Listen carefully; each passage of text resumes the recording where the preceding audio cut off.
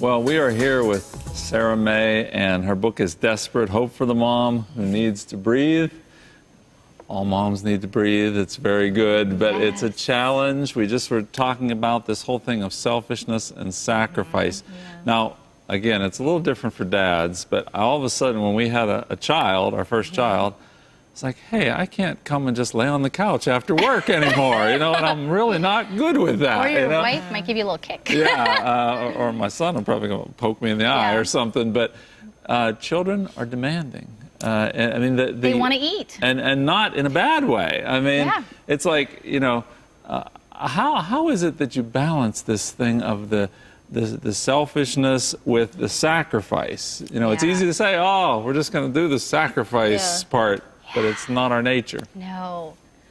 I don't know. I mean, honestly. Okay, show's over. Next question. No, I am really, it is a constant everyday, moment by moment choices. And some days I'm great at it. Well, I'm never great at it, but some days I'm better than others at it. And I can say, okay, I'm gonna get on the floor and I'm gonna play ponies and Rainbow Dash and Star Song, and here we go, I'm gonna do this.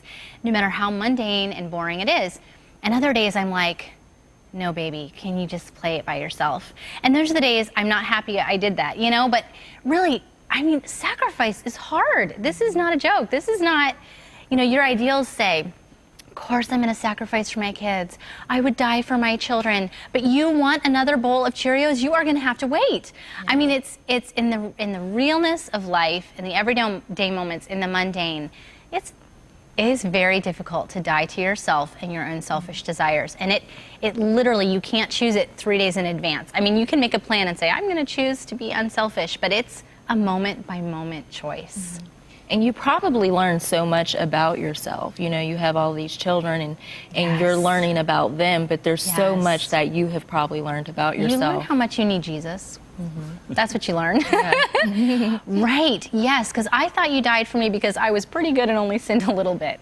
And you have kids and you're like, oh my word, I am such a sinner. Thank you, God. Yeah. Well, it's interesting. In a different situation, when my wife had an accident 3 years ago, you remember that, and everybody was praying for her here, and she's doing well, but there was a period of time where all of a sudden all the things that she did I had to do, and it's like, I'm sorry, I'm a dad, I can't do this mom stuff, I can't shop. It's like dishes, clothes, shopping. If they're like, they're never defeated, you can't just kill them and they're dead, they're back the next day. Right, why can't laundry just stay clean? I mean, that's really my nemesis right there, laundry. So what advice do you have for mothers out there who are seeking a mentor, or who maybe they probably haven't even thought about one until just now watching the program, learning that you found a mentor? What do they do? How do they go about doing that? I think that young moms who are looking for, or young women in general, looking for a mentor, first need to pray. I think you have to ask God, these are my needs, and I really need somebody to walk alongside me. Would you bring somebody to me, or would you show me somebody? And then I think in church, or where you at, people start to look around for people that you admire or respect or just want to get to know. And I think that then you just, if nobody approaches you, I would love to see older women approaching younger women the way that Sally approached me. But if that doesn't happen, it doesn't mean you don't give up, because that's really, I think, very unusual. I think you just need to go up to a couple of women and say, want to grab coffee? You're not telling them, would you be my mentor? I mean, that can be a little intimidating. Just say, would you grab coffee with me, or would you come over to my house and meet my kids? And could I have you guys over for dinner, your husband and you, or whatever. Really casual. That way, if it turns out your personalities don't really click, it's not a big deal. You're not committing to mentorship. I think that mentorship has to be a really organic process. You see a lot of programs pop up in churches where they're trying to put women together, and that's okay, but I think the best mentoring relationships come out of that or an organic thing. We're getting together, we're getting to know each other. Well, that word can be scary to mentor, the mentor. Organic? Mentor, well, organic's scary for sure. No, mentoring can be scary. Because there's this sense of, oh no, I've got all these, will you be my mentor? I've got all these responsibilities to you now. And not everybody's ready to take those on, I don't think. But, we don't want to set ourselves up above anybody either. We want to just say, so it's more of like a friendship. It's a friendship. Experienced person versus slightly less experienced person. let's be friends. That's exactly what it is. It's saying, I will walk alongside of you. I will do life with you. I will encourage you. I will be an advocate for you. So, like Sally, for example, taught me how to own my life. I would say, oh, my husband doesn't think I should do this, or I'm really, I don't think I can do this, or we don't have the money for this, or whatever it was. And she would say, Sarah, you have to own your life. You have to make decisions that are good for your family. And so you're listening to your husband. You respect your husband. But if he doesn't want to go bowling with you and the kids, then just grab the kids and go bowling. Like, do things. You don't have to wait around. It's okay. And if he's happy being at home while you're doing that, then just let it go. Like, make adventure in your life. For me, it was adventure. I have to have adventure. I have to do things. That's the other thing she taught me. You don't have to sit home all day. I thought that I had to do that. And she was like, no, grab your kids, go on adventures, do this. And so I started to do those kinds of things. And so I wouldn't have known to do that. I felt like I needed somebody to give me permission to enjoy my life. I thought I was supposed to be sort of, well, this is my life and this is the way it is. One of the things that is really unique about your book, and I really enjoyed, is that at the end of every chapter, there's a QR code. Yeah, there's a little QR code there. I love that. And you can scan it with your smartphone, or you can just go to YouTube and do a search for it. And there's little videos that pop up of you and Sally talking about that chapter. Yes. And even the mentoring one, I can remember Sally saying, and have tea with 3 ladies. Pick 3 ladies out and have tea with them individually and see which one of them kind of you develop the friendship, kind of like what you just said. But it helps you to remember, why'd you do that at the end of each chapter? Well, it's super cool. But the reason really is because I thought I want the book to come alive for women. If we're talking about mentorship, and let's say a woman doesn't have anybody in her stage of life right now, or whatever, and she picks up the book, she can click on that or, get to the internet and go to YouTube and find it. And she can see our faces and she can hear our voices and see the inflection in how we talk, and we become a friend, and now we're having coffee together and I'm talking to you as my friend.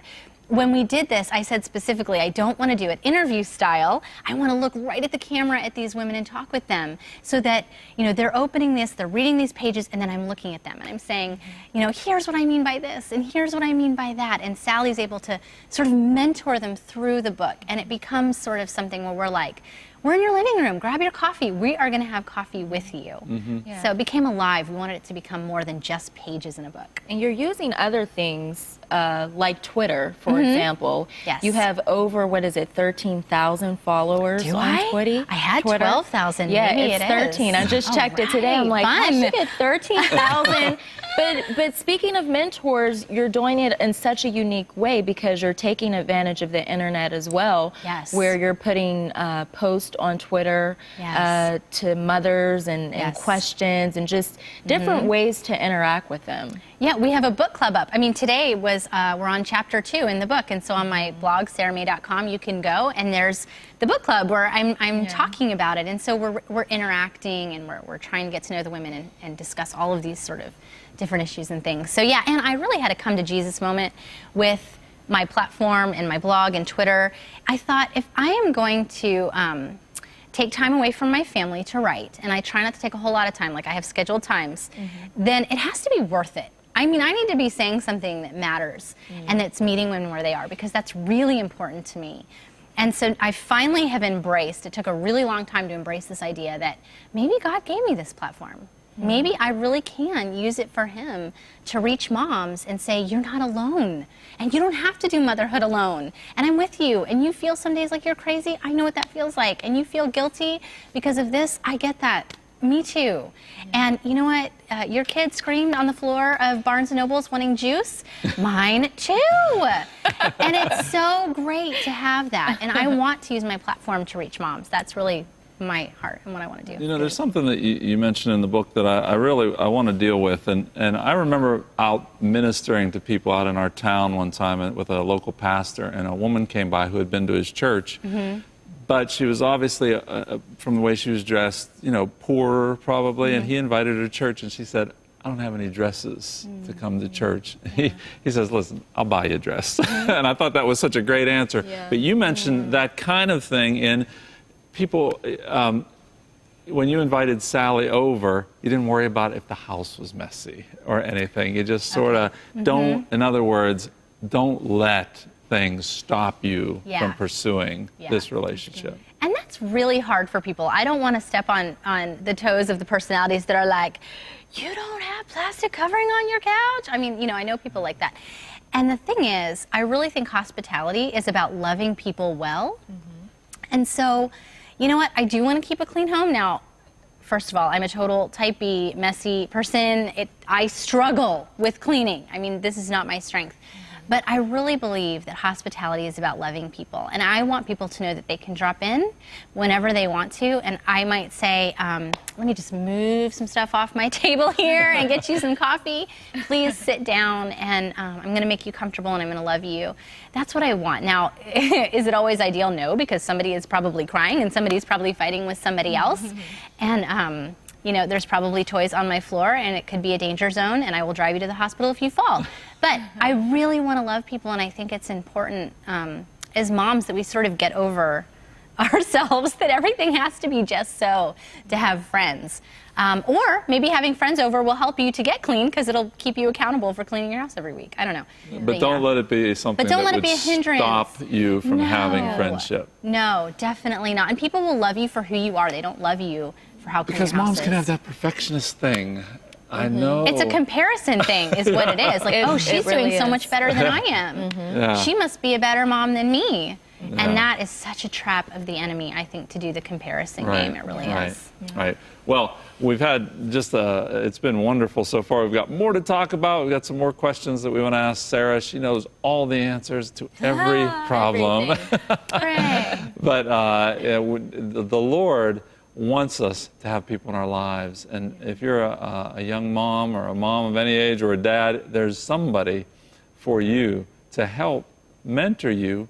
And don't be afraid of that word, mentor you and friendship you, I guess we could say, through that process. We're going to take a short break, and we'll be back with more with Sarah May.